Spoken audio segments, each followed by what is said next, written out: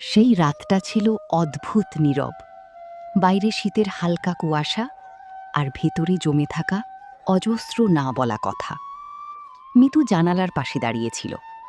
চারপাশে সবকিছু স্বাভাবিক মনে হলেও তার মনের ভেতরে চলছিল এক অদৃশ্য ঝড়। আমরা প্রায়ই ভাবি মানুষের বড় ভুলগুলো হঠাৎ করেই ঘটে, কিন্তু সত্যি বলতে কি, অধিকাংশ সিদ্ধান্তের পেছনে থাকে দীর্ঘদিনের জমে থাকা একাকিত্ব, অভিমান আর অপ্রকাশিত অনুভূতি। মিতুর জীবনও ছিল ঠিক তেমনই। চারপাশে মানুষ ছিল, পরিচিত মুখ ছিল, নিয়মিত কথাবার্তাও ছিল, তবু কোথাও যেন একটা শূন্যতা রয়ে গিয়েছিল।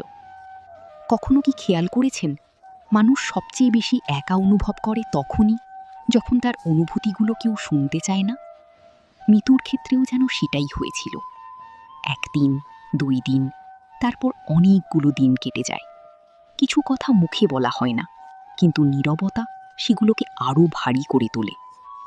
ধীরে ধীরে সে বুঝতে শুরু করল, মানুষের সবচেয়ে বড় লড়াই বাইরের পৃথিবীর সঙ্গে নয়, নিজের ভেতরের সঙ্গে।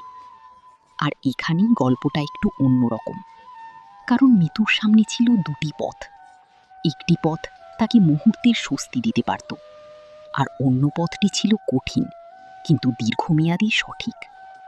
জীবনের অনেক গুরুত্বপূর্ণ মুহূর্তে আমরা সবাই এমন মোড়ে দাঁড়াই। কেউ আবেগকে অনুসরণ করি, কেউ বিবেককে, কেউ ক্ষণিকের অনুভূতিকে বেছে নিই, আবার কেউ নিজের ভবিষ্যতের কথা ভাবি। সেই রাতেও মিতু নিজের ভেতরে চলা প্রশ্নগুলোর উত্তর খুঁজছিল। ভোর হলো, আকাশে আলো ফুটতে শুরু করলো, আর তখন সে উপলব্ধি করল, জীবনের সবচেয়ে মূল্যবান জিনিস হলো নিজের সিদ্ধান্তের দায় নিজে নিতে পারা। কারণ প্রতিটি সিদ্ধান্ত শুধু একটি মুহূর্ত বদলায় না, বদলে দিতে পারে পুরো ভবিষ্যৎ। হয়তো এই কারণেই মানুষ সময়ের সঙ্গে ভুলে যায় অনেক ঘটনা, কিন্তু কিছু রাত আর কিছু সিদ্ধান্ত আজীবন মনে থেকে যায়।